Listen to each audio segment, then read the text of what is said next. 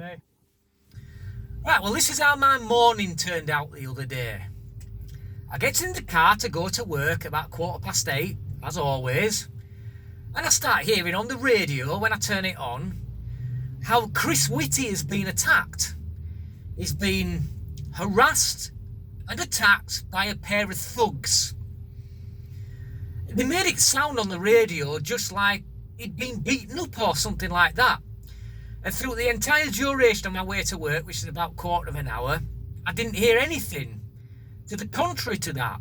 It was almost like that he'd been beaten up and he'd possibly he'd had to be taken to hospital or something like that. That's the way they made it sound. And then I didn't think any more of it. Then I first thought, oh, well, I'll catch up on the news later. And then when I caught up on the news, what do I see? I see a couple of drunken lads trying to get a selfie with him, putting their arms round him. I could not believe the amount of outrage that I just heard for that. So let's get this into perspective, shall we? First of all, yes, you put your hands on somebody else without their consent. Technically, that is assault. But from the video that these lads had captured, you could clearly see that there was no malice intended. They didn't even verbally abuse him, let alone physically attack him, beat him up, anything like that. They just wanted to get a selfie with a guy that they'd recognised from the TV. I mean, they were clearly drunk. So yes, they were drunken idiots, but not thugs. So please, spare me the collective outrage. Why is it that all the politicians, particularly Boris Johnson himself, and the police, why are they going so heavy-handed on this? When in London, on a daily basis, people are stabbed, shot, robbed. I mean, that's the first thing I would have thought of if I'd have been Chris Whitty there. The first thing I would have thought of is that I'm about to be robbed. Because a lot of the time, that's what they do. They get over-friendly with you in order to get close to you, and then they steal your wallet or anything else.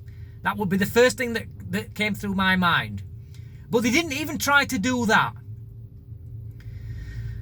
And now, one of these lads has now been fired from his job for getting over-friendly with somebody they recognised off the TV. So, now that's a sackable offence now.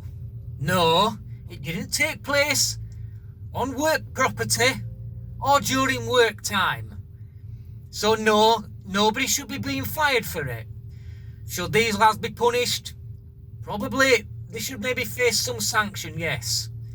But they certainly don't deserve to be arrested. They don't deserve to be sacked. They don't deserve a criminal record. They just did a stupid thing while they were drunk.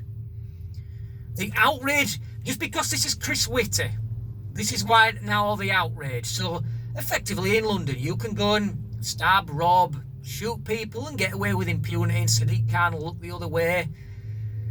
But if you throw your arms around Chris Whitty and ask for a selfie, you're going to the slammer, sunshine. This is where we are with the double standards. Thank you for watching. Till next time. Easy.